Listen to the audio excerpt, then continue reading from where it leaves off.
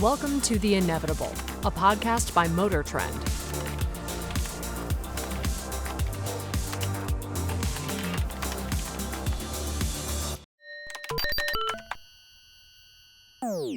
Hi there and welcome to The Inevitable. This is MotorTrend's podcast, our video podcast about the future of cars, future of transportation, the future of maybe it's not so inevitable, right, Ed? But anyways, before Ed answers that, he does have a special message just for you. The Inevitable podcast is brought to you by the all-electric Nissan Ariya, inspired by the future, designed for the now. And right now, we have a question. It's a good question. It's a pretty good question from a great Instagram account at Fast and Glutinous. Sounds like me. Sanjay, I'm going to butcher your name. Sanjay Jalalj, I think. Halalj. Okay, that's not butchered. Listened to the It's Electric episode with Tia Gordon. Great episode. Great and he episode. writes, I have a Mach-E Rally.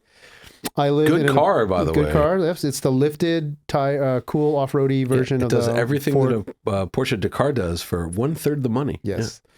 I have a Mach-E Rally. I live in an apartment building in New Jersey that has 8 level 2 and 25 level 1 chargers via a company called PlugZeo. That's cool. The level 1s I have to plug to my own Ford mobile charger into a normal looking house outlet. The level 2s have the CCS cord attached. Besides the level 1s being essentially useless, I do worry about someone snagging my personal charge cable and selling it on eBay for $50. Ford Right. sells them for $400, so there's definitely going to be a black market for cheap stolen chargers. Did Tia have anything else to say about that concern? I can't imagine, as these become more ubiquitous, that the thieves won't catch on. So unlike his level 1 Ford charger, which is plugged into just a wall outlet, the It's Electric ones, Tia told us, they lock in place. So could someone cut it and steal it? Yes. Are people stealing copper wiring out of buildings every day? Are people Yes. literally cutting? Some of them were cutting a Tesla supercharger cables for a while. Oh yeah. So there is that, but you with the It's Electric, you'd have to destroy the cable to steal it. So you'd be stealing it just for the copper wiring, which I don't know if it's worth it. It's not going to Also be that probably big of a cable. Considerable risk, much higher risk to be any kind of cutting or yanking on a level 2 charger while it's charging While your it's car. plugged in is really a bad, horrible, dangerous, terrible So idea. I hope a thief. Are you saying it's a self-solving problem? Yes, I hope a thief tries it and it gets socialized and this is a bad idea because it's not going to happen. Yeah. So just to reiterate what Jonny said, good. Thank you for the question. First Yeah, of all, great Fast question. and Glutinous, Sanjay, great question. Just slightly misinformed. Tia's their whole the premise of It's Electric is not providing regular wall outlets for the 120 volt home charger that you're going to be carrying around. Because yes, if you just left that out on the street plugged into your car, someone's going to take it. Yeah, this is 220 This is 220. This is a level 2. and locked. And it should lock at both ends. There should be, on the charger side and on the car side. Will people still attempt to take them? Probably. People. Yeah. This is Yeah, America. You can't go to a CVS these days with that. Everything's behind glass, right? So, Thanks for the question. Today's guest. My man. It is your man. My man, Miguel. I should tell the story about how I met him. Tell the story. I'll tell real the story quick. real quick. All This is a great story.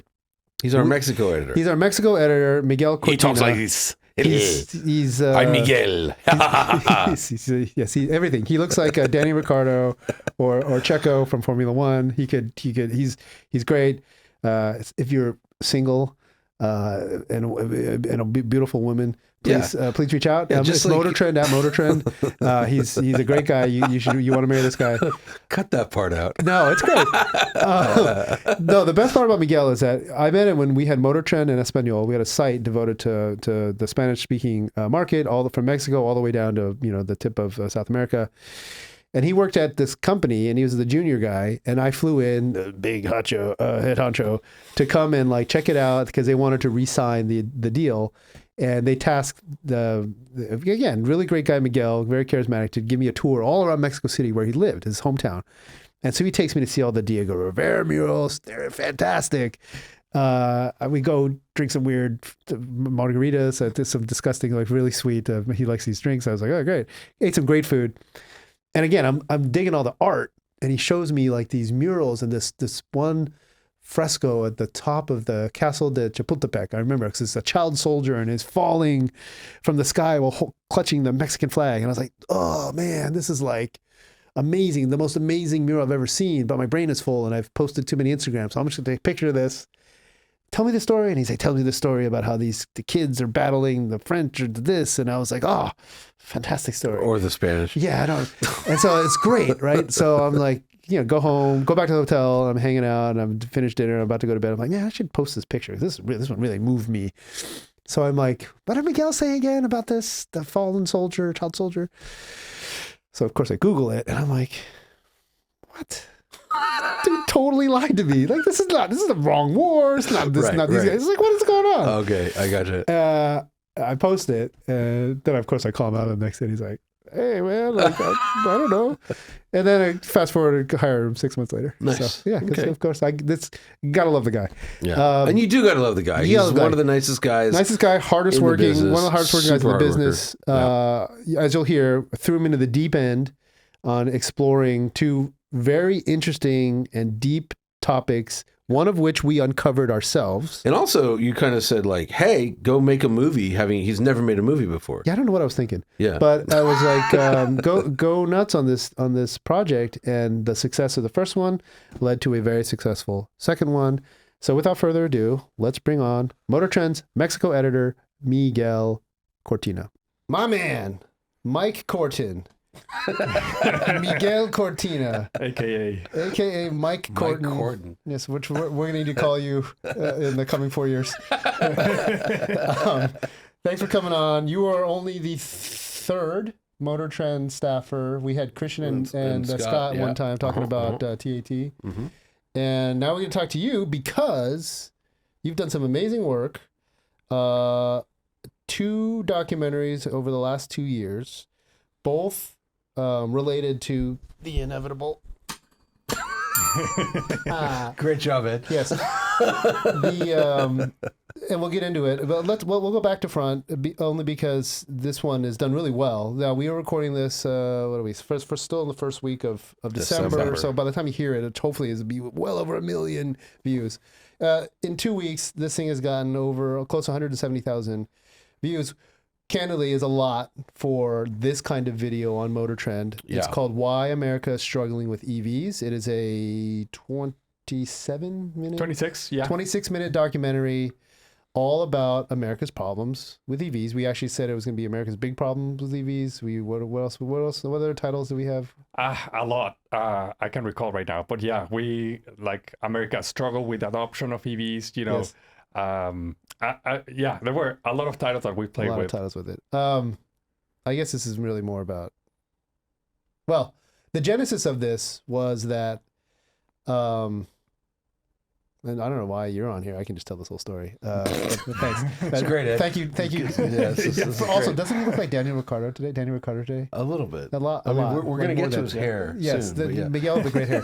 Anyways, so the genesis, I'll just give it in broad strokes. The genesis of this whole thing was we were still in this 2.5 years, almost 3 years ago, 2.5 years ago. We were still in the pandemic. We were still at our old office. Miguel and I were like the only people coming to the office on a regular basis. Yep. And we were talking just in the hallways, and Miguel's at it. This is the other documentary, by the way. Miguel was at his computer, and he comes in, and he's like, hey, like China, like Mexico, they now have like 8 Chinese car manufacturers have just recently set up shop in Mexico. And I was like, what? And we just start talking about it. I'm like, that's super interesting. Go dig around, like see what's going on, right? Yeah. And then what happened? And then I came back with a 3-page dossier, right? And I'm like, Ed, this is what's happening in Mexico. Yeah, and which was roughly at the time, BYD had just built. BYD had just launched in Mexico. They had pretty ambitious plans to go in Mexico. Right. They said that they were going to build a plant. Then there were other automakers, Chinese automakers, who also said, we want to build a plant. Tesla had announced they were going to do Gigafactory. Tesla had announced Gigafactory in Mexico. Yeah. Basically, Mexico was booming for automakers, right? I mean, as it's already a big country for car production. Yeah, a lot of people don't realize that. Like their F-150 is built in Tacoma. Mexico. Tacoma's built in Mexico. Tacoma, but like, like a lot of American pickup trucks. And Yeah. when you see on the window sticker on the Monroney and it says so and so percentage parts made, most of that's not Canada actually. Well, some of it's Canada, but a lot of it goes back and forth. Yeah. Like the wiring harness will be built in Mexico, but then it gets sent over and installed in the vehicle in a plant in Kentucky or something like that. And, you know, it's parts of the whatever system it just goes back and forth. Yeah, It's kinda wild. it was the biggest success of NAFTA was besides food. I think was the automotive Now called MCA. whatever it's Yes. called now. Yeah. Anyways, so then what happened? And then you said, let's do a documentary. Exactly. I said, gung ho, let's go. No, you were like, do you think you can get a production team together to do a documentary? So how did you guys decide on a documentary as opposed to just write a story about it? Why did it have to be? I don't remember. Visual? Well, we got this YouTube channel that just crossed 7 million Yeah, well, subscribers. besides the YouTube channel, like what you know, like I think the best way to tell this kind of story, more people would see it or read about than read about it. And I think there's sort of like a hype with documentaries going on right now, right? Like there's a lot of media companies that are doing documentaries. And so we kind of like said, let's jump on the bandwagon. The real reason is I got this. I'm very fond of New York Times op docs, which is I've loved doing. If you don't know what op doc is, just because they stopped doing them, they do these little shorts. I envisioned this. It was just something short, and then it ended up being like 25 minutes long. Yeah. But it was like, hey man, we're MotorTrend. Let's flex some editorial, credibility, and let's do something like actually higher brow, not just the fast and dangerous. Let's go drag race stuff. Let's go do some exploration, and we got some budget. Miguel hired a crew. You and Kristen Lee went down to Mexico City, and you talked to a whole bunch of people. We interviewed 3 executives from Chinese automakers. We interviewed a couple of analysts, 2 journalists, an economist, and Mexican public official, and I think that might have been it. We got one of the Chinese execs in trouble. Yeah. tell the story. I know the story, but tell the story. This is good. So this is a Chery executive, Brian Wu, who's the Chery Cherry. Yeah, correct. One of the Which is a Chinese car company. Yeah. Correct. Yeah. Basically, the number one executive for Chery Mexico, sat down with him, and during the interview, I asked him, so what is your plan to, about building the plant in Mexico and coming to the US? And he just started, just telling me the whole deal, right? And we got him on record. And we put that on the documentary. He was the only executive from the Chinese automakers that actually talked on record about their plans to export cars from the plant in Mexico to the US. That was the key, right? Yeah. No one had and this was the first interview we did also for the documentary. So I came back just super happy, yes, we got it. We exactly what we went for. We wanted to inquire about what was all this boom of Chinese automakers in Mexico. Mexico is a car market of 1.1 million vehicles, Right, small. It doesn't make sense for, now there's 20 Chinese brands in Mexico. Why are they putting factories there? Exactly. The narrative was, as we started to discover, it's like, it was 8, and then a few months later, it was 12. Yeah. And then now how many is it? Now it's 23, I think. 23 in 2 years. Yeah. Right? Yeah. So the question was, I hate to use the invasion like analogy, but it's like these guys are lining up these factories, setting up shop, building these factories and manufacturing plants right across the border, and they're all saying, we're going to sell to Brazil, we're selling to Argentina. Well, I mean, but they are going to do that, right? Yes, but Miguel's task was to go ask all of them. So you ever come into the U.S.? And everyone's like, we don't talk about coming to the U.S. except this dude at Chery. And literally his PR's behind him. They got 3 guys, and they're like, yeah, okay, cool. And then the doc comes out, and they're like, can you edit that piece out? And we're like, no, are you crazy? That was on record. It's not taken out of context. Right. Direct question. The dude said it. So. I don't know what happened to him. He's still, I think, alive. Yeah. Okay. He's still in He's not Mexico. going back to China anytime soon. Yes. He's learning to speak Spanish. Yeah. Okay. But yeah, and I think that's when you think you did a nice job, right? Yeah, like a good job. High fives. High fives around the office. That's what we're supposed to be doing. And truly, Miguel did a great job. This thing, Look, I've been here at MotorTrend's since 2007. You've been 2010. The brand is 75 years old. No, 15. 2015. It's going to be 10-year anniversary coming up. I thought you've been long. All right. Yeah. We break news. But it's always product news or some exec quits or some scandal or some new cars coming. It's fairly insular, like very narrowly focused stuff. I like to take a lot of credit. It's never been officially confirmed, but this story that we ran got a lot of much broader real journalism play, and other folks started to do, like some CNBC did a story. Yeah, CNBC, The Street, a lot of financial outlets covered this, right? Business. Because it's big business. Big business stuff. Yeah. The biggest. And the primary piece being that they went from like nothing or to a couple of really small outposts to like 20 or teens and then 20 over like 18 to 24 months was like the part that we uncovered, right? Yes. Yeah. And so this was the Motor Trend documentary, China's Big Bet on Mexico. Mm-hmm. We won a Telly Award. A Telly Award. Miguel got us a sweet. It's like an Emmy for the. It's like a local Emmy for the web. Okay. Yeah. Let's call Telly it Award for video journalism. For video which journalism. I like that category. Yes. Okay. We got two. Did we get two? We Gold did and for silver? Super Turbo Oh, Story. Super Turbo. Yes. Super We Turbo. did? Yeah, we Yeah. did. Yeah. Oh. But that wasn't for video journalism. Yeah. No, it wasn't. I was on that. But really the beauty of it is that we did this thing and it's still under 100,000 views on YouTube. Not a lot of play on that channel, but I think across, certainly in-house, we gave Miguel his flowers, high fives all around. But also outsized influence. I mean, Yeah. Forbes also covered it, right? Forbes named it one of the best documentaries you should watch. Yes. Yes. Which to me was like, really, Forbes? Yeah. Yeah. And we, like, to your point, Ed, we break news, but we don't break that kind of news, right? Yeah, And, right.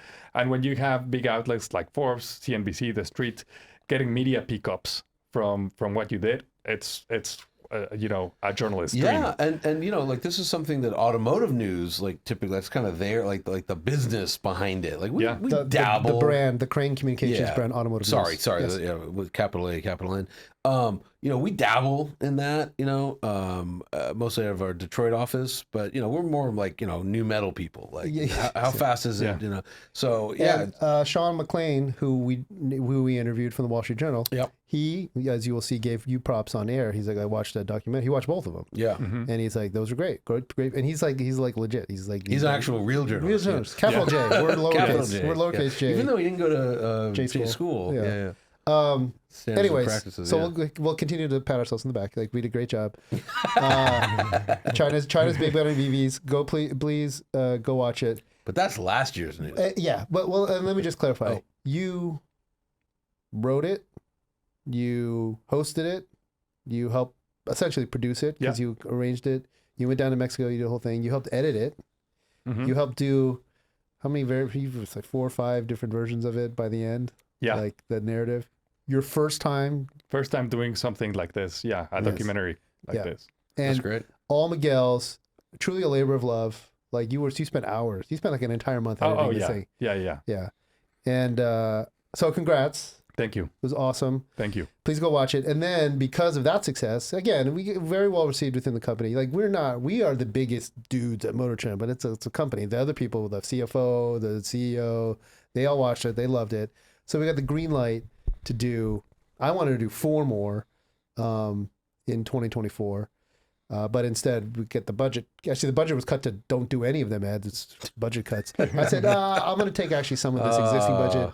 And I'm so shocked. Yeah, and we'll do 2. Great job, Miguel. Don't do it again. Yeah. So we ended up doing 2, and I was kind of reading tea leaves on where the industry is going, and all this this narrative that EV sales are slowing down, and look at the death of the Hemi, and so let's do a V8 documentary, which is out and awesome, and then let's do this one, which at the time we were going to call it.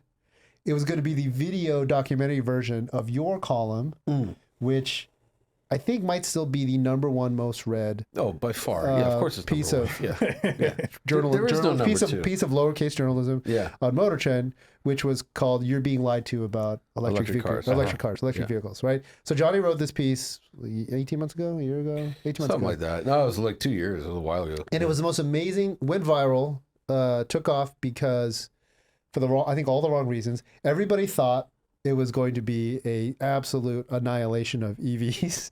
You're being lied to about EVs. Remember the title? And it was the other way. It was like, yeah, what it was, so what happened was, it was like there was a Yale study, and I, unlike some people, I trust Yale studies, and then go Bulldogs. yeah, and there was a New York Times study, and they were just like basically like, look, like EVs are 4 times, not like 4%, 4 times more efficient than internal combustion engines. So no matter what you do with them, they're just more efficient. They win. Even if you power them on coal forever, which you shouldn't do. And the coal industry is shrinking like crazy, so it's not even really going to happen. Like, they're just way more efficient. And then the Yale study said, like, okay, what's the point? Like, yeah, right now, because battery industries in China, although that's changed since I wrote this, there's a lot of CO2 goes into battery production. But like, at what point does it cross over where you stop emitting CO2 with your EV, and you forever have to emit CO2 with your gas vehicle? What's the point? And it was like much lower than I'd been led to believe. Like, I remember I read a Goldman Sachs thing where it was like, oh, it's 70,000 miles, which again, most cars are kept for longer than that. But this was like, actually for like cars, it's 12 months. I forget the exact numbers, like 12 months, SUVs 18 months, and trucks it's 24 months. And that's like about 10,000 miles a year, 15,000, 20,000 miles.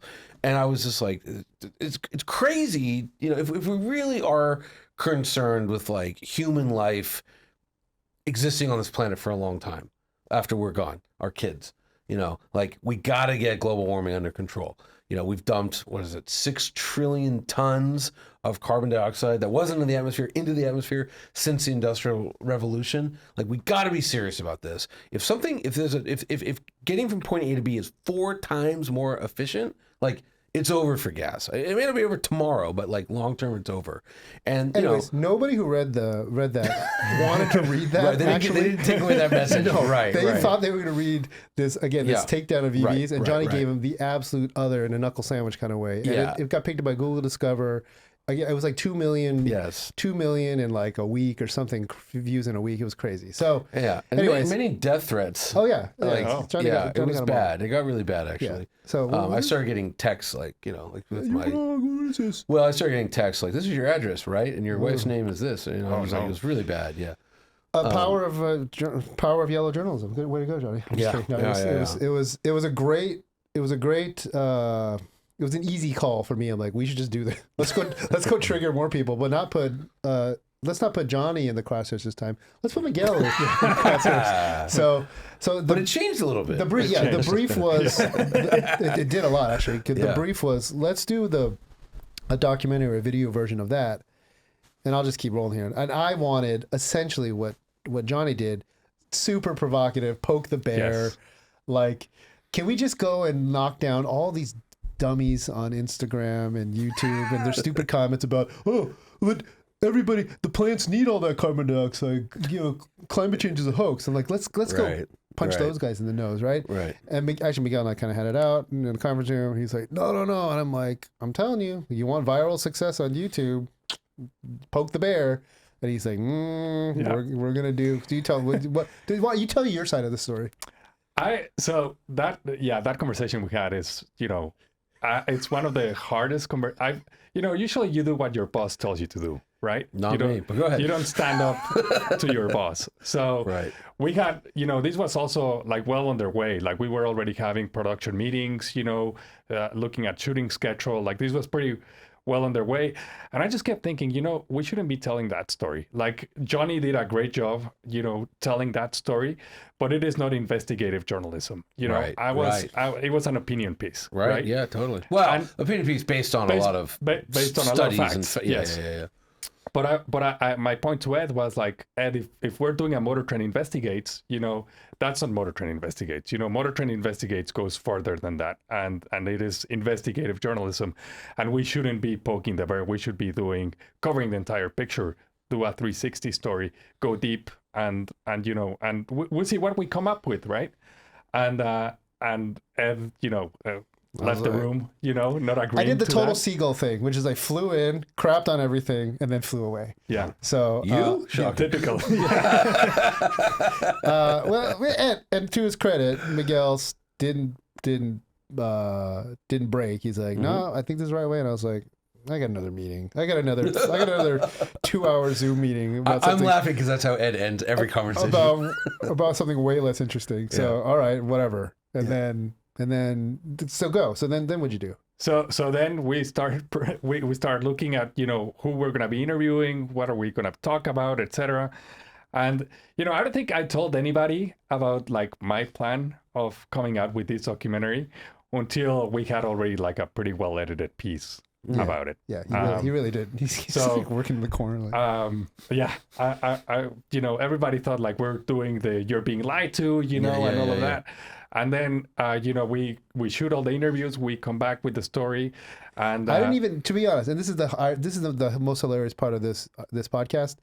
We're going to spend an hour talking about a 26-minute video that you can watch right now on YouTube. Right. But when you came back with that first cut, and I was like, I'm sorry, you went to Congress? Yeah. Like, it's pictures of Miguel goes to Washington? Right. Like walking around the halls in a suit. In a suit. With that hair. With the hair. I was like, you're gonna get arrested. Walk us through, like, you aimed for some big folks. You wanted Pete Buttigieg. Yeah. You wanted Yeah. So a little bit of background. So we wanted to cover the policy side was super important, right? We wanted to cover recycling and processing of materials, batteries, especially here in the U.S. We wanted to cover energy and the grid, and then what else? And I think that was those were like the three main parts. Oh yeah, the charging infrastructure pain points. Yeah, the grid policy. And a little bit on the you did tackle one of the most controversial parts, which is this comment we get in every single EV post. What about the Congo? What about cobalt? They care about the Congo and Congo. Yeah. Which I think kind of blends in with public policy, right? And I don't mean to be, and I didn't mean to say that in a way that was like, no, yes, I'm not. No, it's the hypocrisy of using. You're typing this on a thing. You're complaining about EVs having cobalt in them on a device that has cobalt in it, mined by the same children. You use your power drill, which has cobalt in it, mined by those same children. You put gasoline and diesel fuel in your car, which cannot be refined from crude oil without using cobalt as a catalyst. So you use cobalt every single day, but you only care about EVs because, God forbid, your Hellcat may not make a lot of noise. It's the hypocrisy that he was getting at. Yeah. Anyways, looking for the best off-road trails? OnX Off-Road has you covered. With over 750,000 miles of trails and comprehensive offline maps, you can explore without worrying about cell service. Easily find trails for 4x4s, ATVs, dirt bikes, and more. Our app provides detailed trail info, including difficulty ratings and open/closed dates. OnX Off-Road also helps you navigate public and private land boundaries, ensuring you stay legal. Try OnX Off-Road free for 7 days and discover why it's the go-to app for off-roaders. Download now. You just talk about going to Congress. Was that cool? Was that fun? Oh, yeah. I've never been to DC before. This is my first time going to DC. Great town, right? I'm a political junkie. So I spent a couple of days before we started shooting by myself to get to know the city. And I was just, blown away by everything. Did you go Smithsonian? I went, yes. Okay. It's a shockingly cool town. Super cool. And great food. In DC, no building higher than four stories. Right. Because it's an old colonial style town. So it feels very like just open and awesome, right? Yeah. No, it's awesome. I'm walking around, the National Mall, and I went to do the Capitol tour and, nice. Just like I walked around like 14 miles or something like that. Just crazy. Yeah. Yeah, that's why whenever I see like politicians complaining about like, Washington D.C. and then I see how they live and eat, I'm like, oh, you guys love it here. Like, there's nothing better. Yeah. This is why you've been in office for 30 years here. Yeah. Before you went though, there was a lot of legwork getting in touch with. How many reps did you reach out to? On the Republican side, only 2. Oh, okay. And those 2 right away answered, agreed to our interview. But did any Democrats agree to it? No, so we wanted to cover that. That's the interesting part, That's So we wanted to crazy. cover obviously both parts, the Democrats and the Republicans. Fair and balanced. Fair and balanced, correct? Yes, That's copyrighted. No, I'm gonna edit it out. Yeah. Okay. But actually fair and balanced. Yes. Not lip service. Yeah. And I thought at the beginning Democrats this is their play, right? Like EVs are super pro EVs, investing a lot of money into it, new Green Deal, new charging infrastructure, right? Like it is what we have been hearing for the last 4 years. Now it's your chance to support that, to talk about it to an enthusiast-based audience. None of them returned our calls. How many? Let's call them out. Yeah. Because you didn't do this in the doc. Who'd you call? Our public service. I need to have a list, but I reached out to Alexandria Ocasio-Cortez. They declined. AOC turned us down. AOC. What? Yeah. AOC. Her office turned us down. There were 3 senators, all from the Transportation Committee, that turned us down. Democrats. But maybe they should Buttigieg, we tried. He's busy. I get it. Department of Transportation, and we asked for Buttigieg, but if there was someone like an undersecretary, we're happy. No, like Department of Energy, DOE, okay, DOE, no, and the White House too. Now, were there ever like super Heisman or like didn't return any call or note or email, or were they like polite, like I'm sorry, not like, was there any back and forth, or were they just like, no, get out of here? No, it was no. Our calls were either ignored or declined. Fully ignored. Never heard back. Never heard back. Did AOC never heard back? AOC declined. Officially declined. From like how low down? Was it the intern that told you no? Yeah. Really? Yeah. Yeah.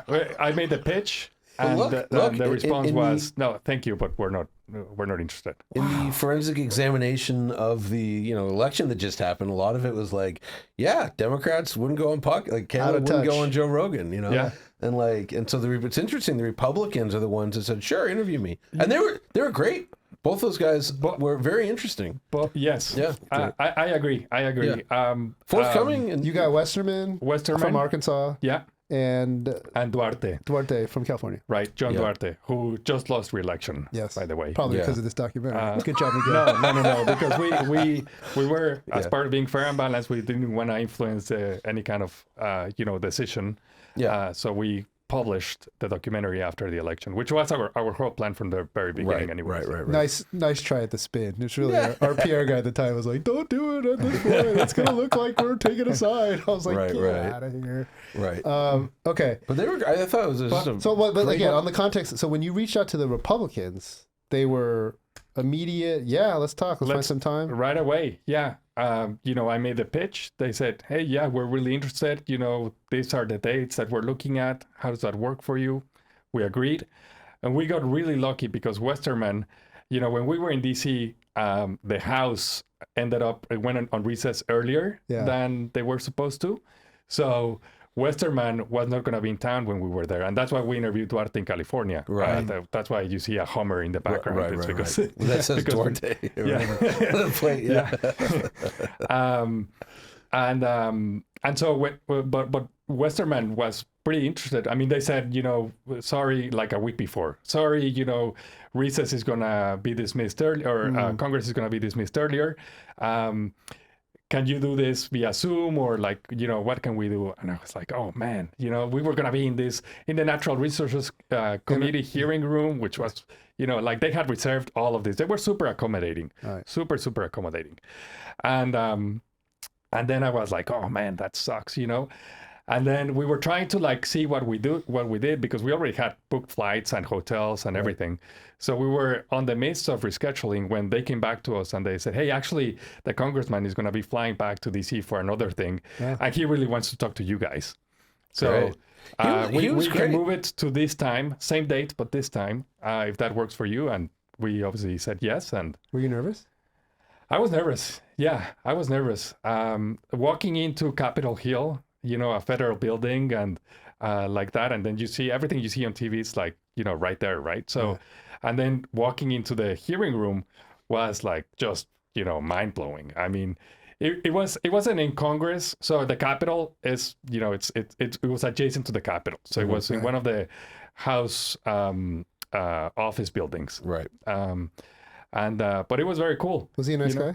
Super nice guy. Yeah. Huge fan of MotorTrend. Oh, really? Yeah. And he was very well informed. I think he's mistaken in some of the things he 100%. said. And the comments roast him. It's that's what I love about this doc. By the way, 170,000 views roughly, and over 1,000 comments, and a lot of them are like, again, our PR fears were misaligned. They were like, "Oh my God, you guys are gonna come out as being anti-EV." In fact, a lot of the EV folks are like, "You guys are idiots. Yes. You didn't go hard enough on Tesla, on this and this." Yeah. I was like, fair and balanced, baby. Yeah. We did a good I think job. that's what it was only exactly. 20. It was only 27 minutes. I mean, it wasn't. But anyways, Westerman. So nice guy, loves MotorTrend. Super nice guy. Yeah. Big fan of MotorTrend. Cool. Car guy. Yep. Drives a truck. Works on his truck. I think he drives a Ram 1500. Arkansas. Yeah, that tracks. 4 kids. They all drive, and guy that is a car enthusiast, likes EVs, right? I mean, right off the bat, he said, I like EVs. EVs should be here to It's stay. very rare you find a human being that's driven an EV that didn't enjoy it. That's the crazy part to me. Yeah. It's like, they're fun. Yeah. Okay. And same with Duarte. Duarte was like, hey, I've driven EVs. EVs they have their place, right? Yeah. And we're not trying to take away EVs. He was a Republican, but he was a California Republican. Yeah. He has to say that. Yeah. Well, I mean, yeah. So. Anyways, okay. Cool. They how long did you end up talking to them? With Westerman, it was about 30 minutes. Okay. And with Duarte, it was almost an hour. Do they That's great. how do they roll? Do they got is it like executive? They got were there like 15 people standing behind you, or is it I know like 3 people with Westerman, and Duarte just walked back himself. He drove to the dealership by himself. Okay. No other Congress aid people, or anything like that. they're not senators. These are just Congress people. There's hundreds of them. They give you a pen or a T-shirt or something? Nothing. Like that? No. I don't know. Like, A pen. No. I don't know if I would have to Disclose I would it? have declined. No. Or I don't know. anything short of I don't $500 should be fine. or maybe 20. Right. I don't. There is a limit. I think it's $25 or something. Yeah, like that. So something like that. they don't give you stuff. That's you giving. Yeah. Yeah, I don't know. That's You're right. right. You're right. So okay, Westerman. Would you vote for him if you lived in Arkansas? I don't know. I don't have to answer that question.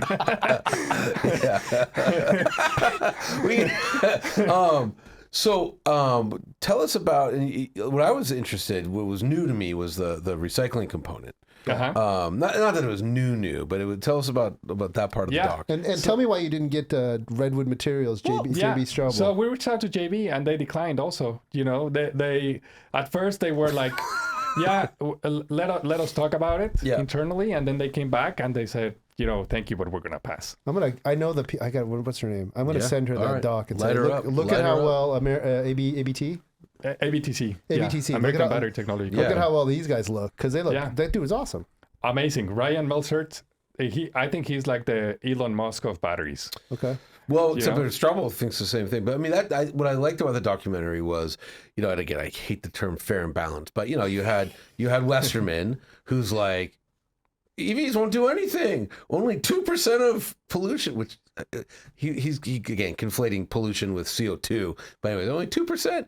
And then but then you also went to the other side. The showing people that like you can recycle 100% of these materials is huge. Yeah. Is huge. Yeah. And they don't lose their quality either. Right? Because, It's metal. I mean, sometimes you think, well, if you reuse it, 3 times, then by the third time, then it. No, but it doesn't. Yeah. And I learned this too, is that you can mix virgin materials with recycled materials in the same battery. Yeah. And it works totally fine. It's exactly the same. So yeah. So that was very cool. You guys should interview Ryan Meltzert. Get him here. Sean, write that down. Get him here. Producer. Get him here. All right. You got his number? Yeah, he connected me. The other guy we're on LinkedIn. is Gopar, Dr. Gopar. Gopal. Gopal. Yeah. Thank you. Him. Yeah. I want him. Sean, Dr. Gopal. Tell us, he was like a grid expert. Correct. Yeah. Yeah, So- Scott Evans actually reached out to him. Okay. So we divided and conquer all these assignments, Our right? colleague Scott Evans. Who else helped you on the research? Kristen part? Lee, Kristen Lee helped do the research. Eric Tingwall. Oh, yeah. Tingwall's in the doc. Yeah. Yes. Yeah. Shout out to Mike Floyd for helping edit the script. Correct. Numerous revisions, right? Yeah. Yeah. I'm in the doc Yeah, but it's wearing yeah. wearing my Birkenstocks. I'm in the. I saw myself a lot. I was like, Oh yeah, but we had clips of the clips. First 90 seconds. I'm driving that. I'm driving that. We had clips from Dr. Emily Fisher Uh-huh. of Science Moms in Colorado State University, and Yep. then we had clips of BJ Burtwell from Electrify America. Yeah, but we also had like the Tesla party where you're handing Yeah. Elon the award. Yeah. And Younger. I'm looking in the background. Yeah. Younger, less distinguished. Yeah, much yes. less assumed. Anyways, Gopal, tell us about this guy. Yeah, no, he was also pretty good. You know, we interviewed him in San Francisco, and you know, he told us about, like, you know, even if EVs come online, like, they're not gonna do any kind of damage to the grid or anything like that, right? Like, we're gonna be able to power EVs even at an aggressive rate. Like, that won't change. I thought he had the best point of the whole documentary because he was saying, like, look, you know, if like the current plan to deal with mass EV adoption in California by 2035 is we're going to add 2% capacity a year and that'll handle it. And the people that stand up and say, oh, they can't do 2%. He's like, in the 50s, we added 8% a year. Right. Like, America can do it. But- And I thought that was such a great message. I will say, while that is a good point, and we had Cody from Cal ISO on, and he had a lot of good points. The one thing we failed to address in both that podcast and in the documentary is what actually do we mean by the grid versus a service provider versus a utility, and what it means when the grid actually goes down. Because we've had all these people say, it's like, you guys are lying to us when you say that the grid can handle it, because we've had these brownouts or these grid fail and that's not the lack of capacity that people. It's literally like a wildfire is happening. So the utility shuts. I mean, let's not build. I mean, it's No, it's not. That's called force majeure. It's not the. I'm saying we did a poor job of explaining why there still are outages, but you have to understand what the attribution is. Right, but there hasn't been an interruption in California Power since. It wasn't an interruption. They just said, hey, for this week that is really hot, could you like not charge your car during the day? Could you not wash your clothes during the day? And that But was people taken. are getting, but people still get those alerts, and they don't understand. It's not the grid; it's the utility provider. It Sure, is the fine, it is okay, it but is you're getting SoCal way Edison. off in the weeds. Yeah. No, well, but again, to the guy on the street, that's the grid. The grid is the grid. Well, back to the grid for a second. So I thought Gopal was great. Also, Westerman, I loved his point. Like, hey, if we're serious, like nukes, like you want emission-free energy, you want CO2, neutral energy. Now, he didn't talk about the fact that like nukes cost billions and billions of dollars, and solar and wind are pretty cheap, and that we probably shouldn't build. He made a point about hydro. That was interesting. Probably if we want like fish in rivers, probably shouldn't build more hydro. But I agree with him. Like, the atomic energy is really overlooked in this discussion. And like, if you're gonna have everybody in an electric car, boy, modern nuke plants, 99.9% recyclable, the material that powers them, and no emissions whatsoever.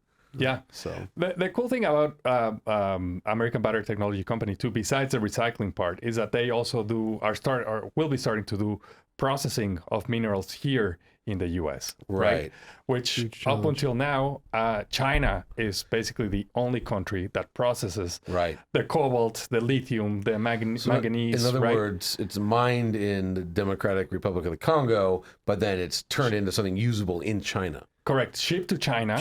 Processed in China. Which is oil. And then, put into cathodes and anodes, and then eventually put in a battery. And processed with cutting edge, state of the art, high efficiency processes that have been pioneered by Chinese researchers that have mostly been trained in America and are now setting up shops at university. And this is a huge problem from a supply chain perspective, because they don't just own the mining, they own the entire piece of it, from raw material all the way to what they're trying to sell. And then China just literally, after the documentary came out, they've dropped the hammer. Now this is like a week old. They're now shutting down the exports of minerals to primarily America, but also a lot of our allies. Yeah. Well, good. We have a new administration coming in that'll deregulate everything. You know, mine under your feet. Well, I actually, because the people like you go, this, I believe it's the tough medicine, but I think we need this, and we need the administrations to say, yeah, you know what, that's cool. We need to do this stuff in-house. We cannot be reliant on, and certainly not at this level of where they're doing 97, 98% of it. America has to have this capability Absolutely. within our borders or with our friends, our friends, our longest, our Yeah. oldest friends, Yeah. Japan, Yeah. Germany, France, like all that. Germany, yeah, Germany. Okay, look. Well, I mean, Japan and Germany, the same amount of time we've been friends. Yes, But like, we're not like, you know, in a Australia. boy, like, I don't know if you call it a Cold War, but you know, we're rivals with China right now for sure. for empire. We're not really rivals with Germany yet. You know, we'll see. We'll see how this new administration goes. What did you not get to do that you really wished you had time to do? Like, or what question did we leave on the table? I think just go deeper into it, right? Make it an hour. Like an hour, yeah. Part one. And yeah. Nobody gonna watch We an could hour. have done a documentary on each of these 4 topics that we discussed Yes. individually. Yes. And I think that was the original plan, but then, resources were short. By the way, we delivered this, and a shout out to Brent Baer. Yes, absolutely. Brent Baer, he's the head of our editorial video operations. Good dude. Super good dude. Been with us. I asked him the other day. It's like 2011. That dude's been Yeah, around for a long time. he was just a doing the- baby when he joined. He was like the 5th guy of the video team. Yeah. We hired Ryan Foss. Yeah. Ryan Foss Productions. He helps out on a lot of other stuff that has nothing to do with this. Like he did the V8 doc. He does mostly the high performance stuff. And they kind of they loved it, right? They kind of geeked out. They were they were super into this thing. Ryan was fantastic to work with. Okay. And he traveled everywhere too. And Alex Valencia, who yes. was director of photography, also did a fantastic job making sure that all the interviews looked really nice. Tried to get you to eat vegan food. Yes, we had Indian food in DC. Oh, I bet it was good though. It was very good. Yeah. So you wish you had gone deeper, but there was no category. Shouldn't we have gone deeper on China?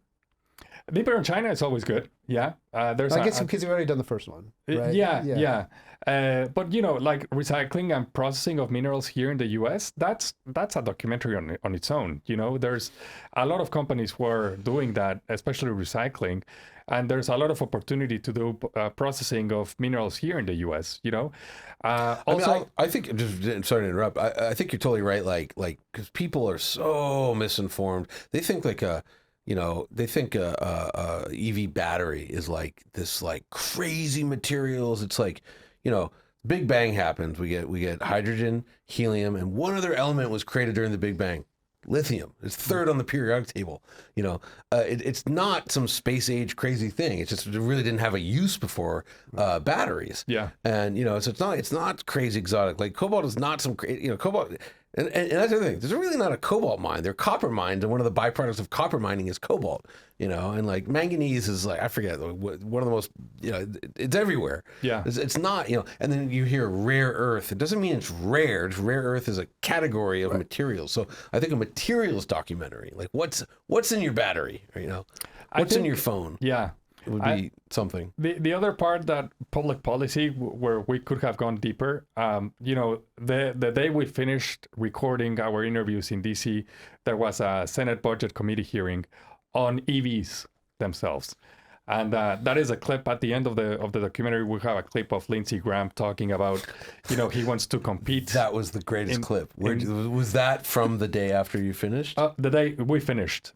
So while we were recording the interview with John Bosella from Alliance for Automotive Innovation, this committee hearing was going on in the Senate, and actually John's number 2 was testifying at the hearing. It's wonderful because Lindsey Graham says like electric vehicles are inevitable. Yeah, I wish you hit the bell in the dock. That would have made my life my life complete. Yeah. What a life. But so my point is there's a lot of things happening in DC in terms of public policy in regards to EV, and now with the incoming administration, the coming years, the coming months will be, full of a lot of news happening. But when you look at Congress, they talk about EVs and transportation all the time. And, Sure. And we, sometimes those things are not really covered. And there's a lot of very key points that are said by important senators on both sides that, we should be paying a closer attention to and maybe following up on things like that. So that hearing from the Senate committee hearing, I would have loved to be there, Right. and be part of it, because it was just super cool to hear all the different points. And even there was another senator who said, it's great to hear all these different voices about what we can do with EVs and how we should react to EVs. But we're the U.S. government, we as congressmen, we have no clue how to react to that. Right. There's so many, we bounce our heads all the time, and we're guided by what you guys tell us, but we don't really know how to really do it, right? Right. And so it was kind of like a mea culpa in a way of saying, we kind of know how we should react, but we don't know how we can react. Do you have any thoughts on, new administrations coming, and Elon Musk has somehow now become central to the U.S. guy? Seems like really has President Trump's ear. I think. Do you have any thoughts on what's that going to do? Because Trump was very famously anti-EV. He was saying, we have more gasoline, let's burn the gasoline. But this Musk guy, most of his fortune is from his electric car company. Yeah. Do you have any thoughts? I mean, I'll give you my thoughts from an automotive journalist, and Okay. I think it's a fascinating time to be an automotive journalist right now. That's what we had Sean McLean from the Wall Street Journal said the same thing. You have a president-elect who's planning to stop any kind of funding for electric vehicles when the current administration has spent billions of dollars to incentivize EV adoption. Billions and billions. Yeah. Uh-huh. You have the chairman of the best or the most profitable EV company being basically the right-hand man. Right. Unelected. Of the elected president. Right. You have China trying to come into the U.S. with their cars. Mm-hmm. And then you have all this Cold War evolving, around the world, and the struggle also for EVs, the adoption for EVs worldwide, right? So you're saying there's a lot to write about. I think the next 4 years are going to be fascinating to cover. Yeah. We are the ones who get to tell the story. We're the ones who get to ask the questions. So as an automotive journalist, I think it's, the best time to be around. So based on what you just said, what's the next doc? Well, that you want to do. Let's see. We just submitted both of the docs for some awards. Yeah, not awards. Let's see if they wins any awards. Okay, but what's the next? What are you? You must think okay, here's my round two. I would stay in America. I think the Mexico documentary, even though it didn't have as many views or wasn't as popular or as trendy as this new one. Part of it was probably because, who cares what's happening in Mexico, and who cares about China, and, and really there's no Chinese cars in the U.S. or not as many Chinese cars in the U.S. No one knows they're Chinese. Yeah. So, but these EVs are divisive in a way, right? Do you want to really poke the bear? How to make it real? Let's talk about the Chinese EVs and hybrids that are already in America being sold by non-Chinese brands. Like the Lincoln we just named SUV of the year. Like the Lincoln Nautilus, that's our 2025 SUV of the year. Yeah. Like I think Cadillac Vistic, they make them in America, but they also have a factory. They're built for the Chinese. They were designed for the Chinese. Vistic and Optic were made for the Chinese market, but some of them are built here. There's Chinese Buicks. Chinese Buicks, which those unions love to hammer on those guys. Rightfully and then all the Volvo. A lot of Volvos. Until they build their factory here, or they open that factory. So the stealth Chinese cars. So we could do that. Yeah. We could talk about where's your car made? What's American made? What's American made, Doc, would be insane because Honda wins that every year. Yeah. Odyssey, Tesla. Honda, yeah, Tesla, Hyundai, yeah. Tesla, Honda, Hyundai, Odyssey, Hyundai and Pilot was 79% or something. It's really high. So sorry. But yeah, I mean, there's a lot of topics. I mean, we can also just like focus on, you know, what's going to happen with all the budgets that were allocated for, you know, as part of the bipartisan infrastructure bill, right? That I mean, if you look at NEVI, like to me, NEVI for the National Electric Vehicle Infrastructure Program. Right. Sorry, I didn't have that right off the. But yeah, NEVI, $7.5 billion allocated from the bipartisan infrastructure bill. Right. You know, right now we have less than 40 chargers installed. Right. And while the majority of those chargers are coming in 26 and 27. 27, 28. Or 27, 28. Yeah. We have a huge problem right now that can't wait another 3 years to be solved. You know, do you know if NEVI's at risk with the new administration, or the money's already allocated? It's fine; it'll be spent. Well, it's also weird how NEVI works, because NEVI, you know, it's federal money given to states, and then the states build the chargers, right? So, and the process of doing that takes a long time, and that's why it has taken a long time. And those chargers are expensive too. Right, chargers are a fortune. Yeah, they're a fortune. Yeah, unfortunately. But you know, I think, you know, an interesting point would be like, you know, what is the maintenance around NEVI chargers going to be like? Because we know, you know, these chargers are being built by Electrify America, EVgo, ChargePoint, that we know have really bad reliability problems. Right, terrible. They are not maintained, and they're broken all the time, and our experiences have been pretty bad with them. So, are we kind of like going in with the same everything that we know already, that all those problems that they have? I mean, I'm just thinking like, you know, there's that famous book, you know, Kansas. No, what's the matter with Kansas? Like, what's the matter with chargers? Like, just doing a deep dive on like, you know, because remember we had what's his face from EVgo on, and I said, you know, why don't these things work? He's like, oh, credit cards. And I'm thinking about it.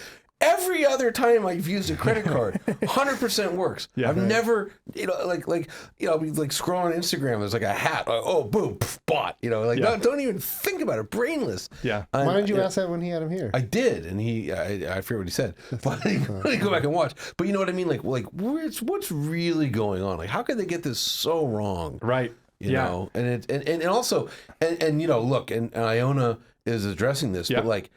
And we said this for years, like the Model S was great, but the smartest thing Tesla did was the supercharger network. Yeah. You know, like that was so smart they did that, because you had, you know, okay, I'm going to buy this brand new $100,000 thing that no one's ever heard of. We don't really know how it works, but I'm going to be happy about it because there's a supercharger there. Yeah. You know, you guarantee that the early adopters were thrilled. Yeah. And like, how did like GM? They've been in the car business forever. Like, how did they not like? Well, here's your Cadillac. You won't be able to like drive it. You know, like how did they not see that? You know, like I'd love to interview, you know, like charging. What went wrong, or how did we get this so wrong? Yeah. We interviewed on that point Dr. Tao, who's a UC Davis professor at the EV lab that they have in UC Davis. Basically manages the whole EV lab. And he was saying, you know, automakers are in the business of creating a good experience, right? And if charging is a good experience, it's part of getting a good experience, then they should take responsibility on that. And he's absolutely right. Yeah. Let me ask you, because you talk to so many people that we normally don't talk to, like the UC Davis professor, the guy at Bloomberg, Congress people.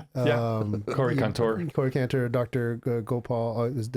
Gopal? Is he Dr. Gopal? He was doctor. Yeah, and of course the Congress people. Did your feelings or your thoughts change about how we approach our content, like the way we?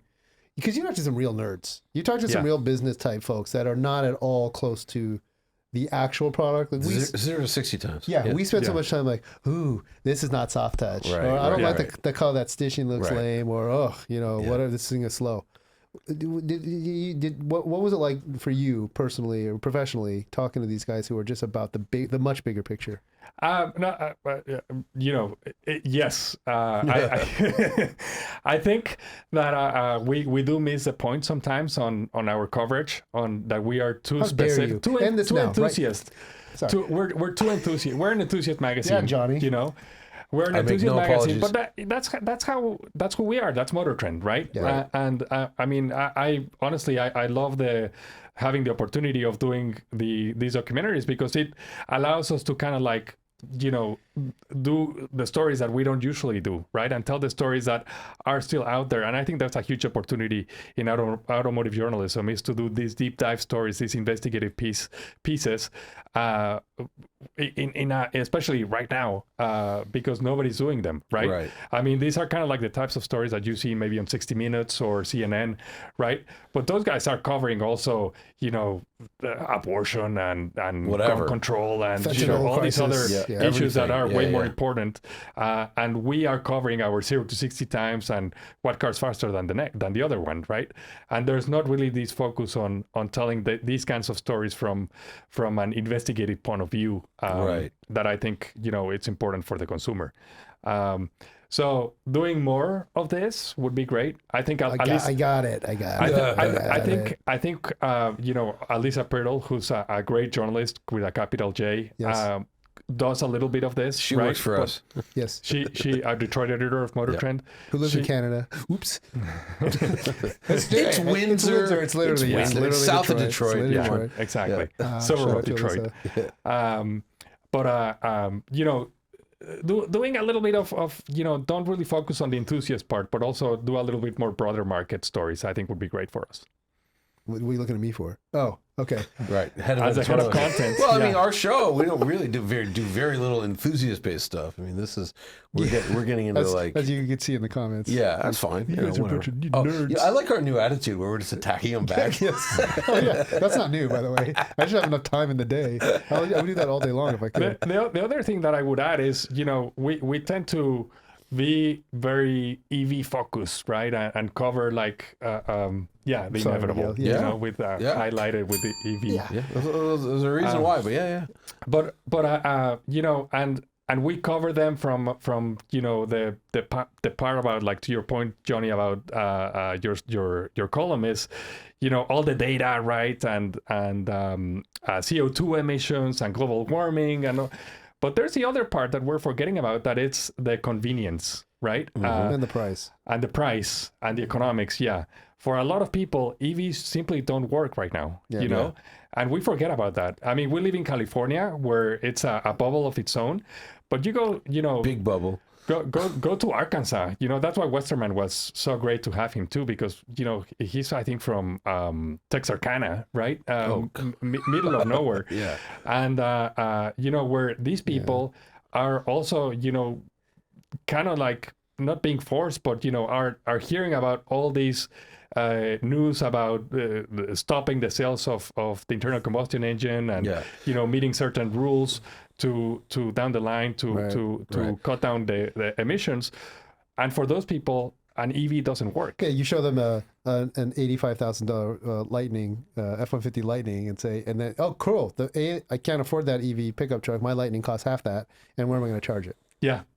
So, I would also point out the population of Texarkana is like 70,000. I knew you were going to say that. Yeah. And when Miguel says these people love being referred to as these people, and reminded how many people live. I was just going to say there's 25 million people in Southern California, not to mention the 40 million in the state. But yeah. Yes. But living here in California, are most of our editorial staff being Southern California based, and we do hear a little bit from Detroit. Oh, our Michigan guys. Yeah, sure. Like, during the cold, during the winter months, they're like, it's just crazy. Shout out to Eric Johnson, who's reminding me, Ed, not every place in America is California. Yeah, but not all every the place chargers. is Detroit either, And even here in California, like in my case, I live in an apartment. I don't have a home charger. Yeah.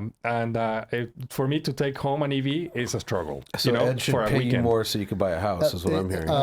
Excuse me. We have chargers at work, and the guys are using them much to success. And that's where I charge. Yeah. But you take it on a weekend. You drive down to Orange County and back. And then you want to go to maybe the Valley and back.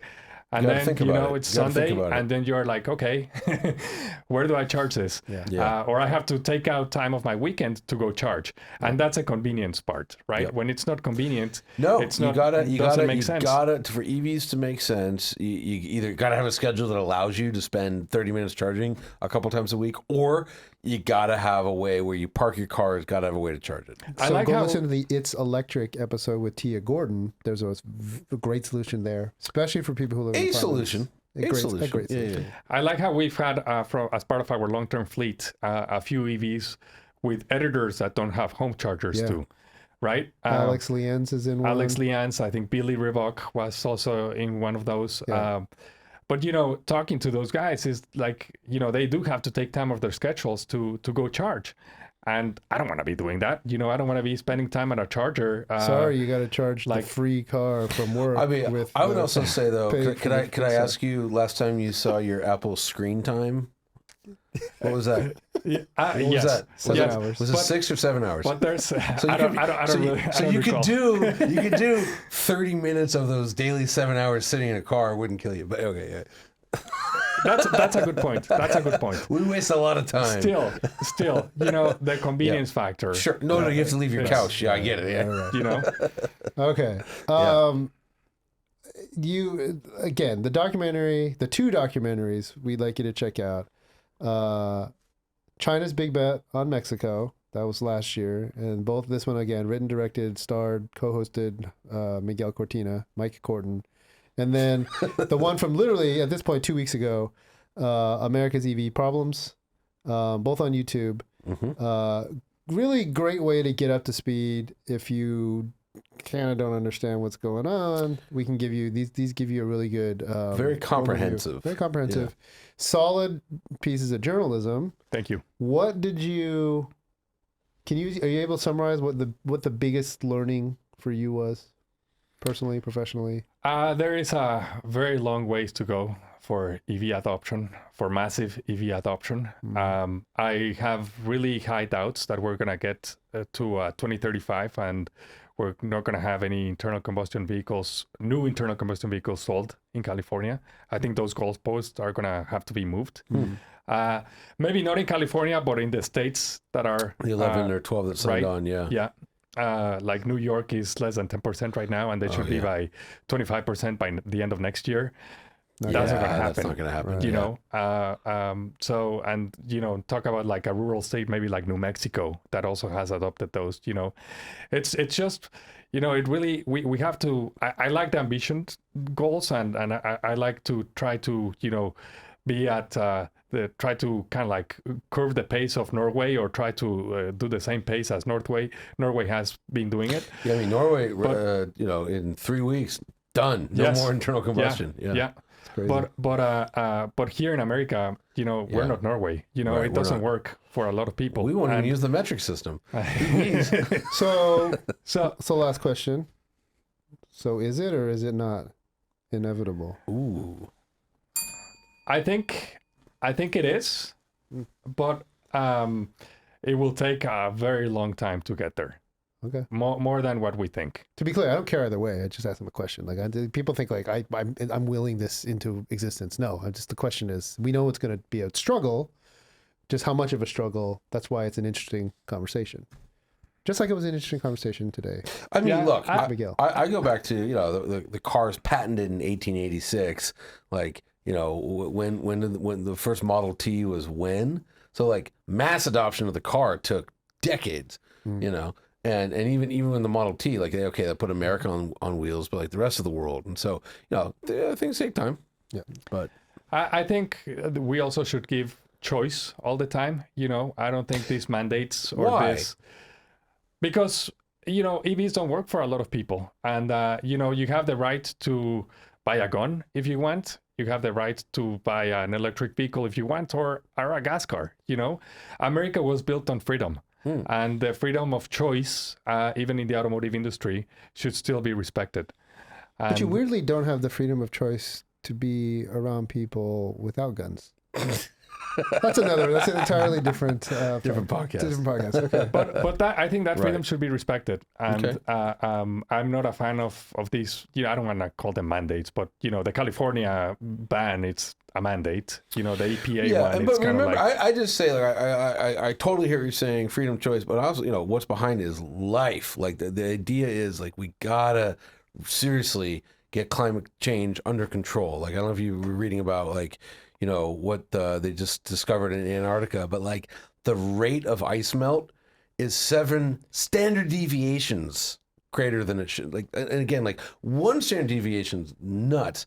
3 or 4 gets you to like 99 point something percent. Like 7 means like it's just gonna go away. Let me tell you, we're gonna have real problems. Yeah, but let me tell you where you lost the first 50% of all of America, which is talking about ice caps in the North Pole, and then when you the rest of the 50%, I was talking about the South Pole.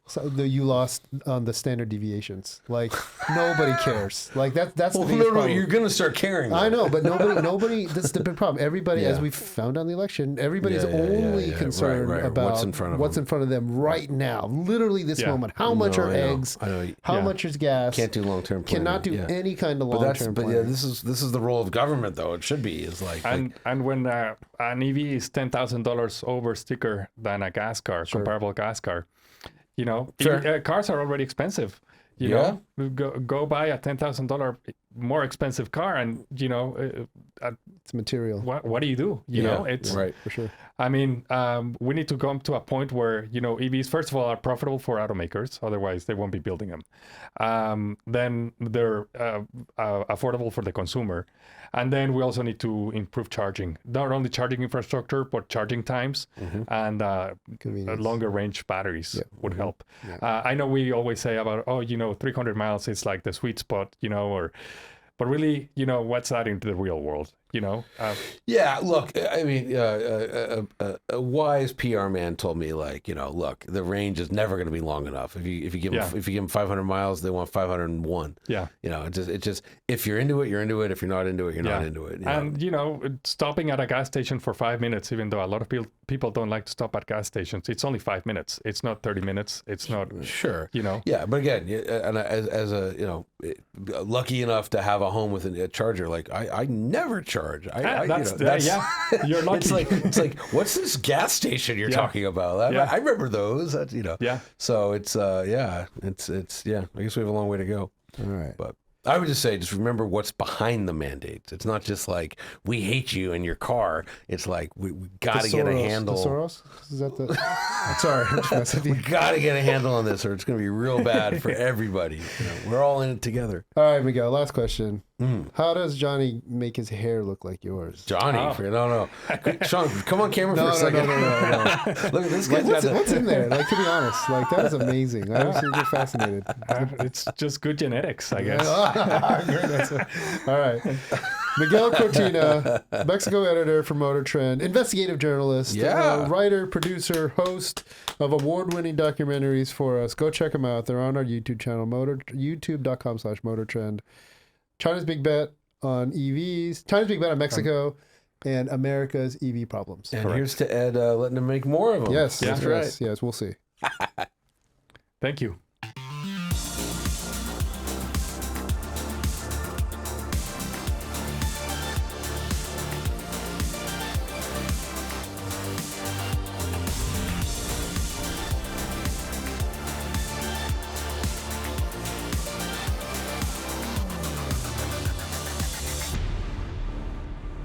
The Inevitable Vodcast, brought to you by the all-electric Nissan Ariya. Inspired by the future, designed for the now.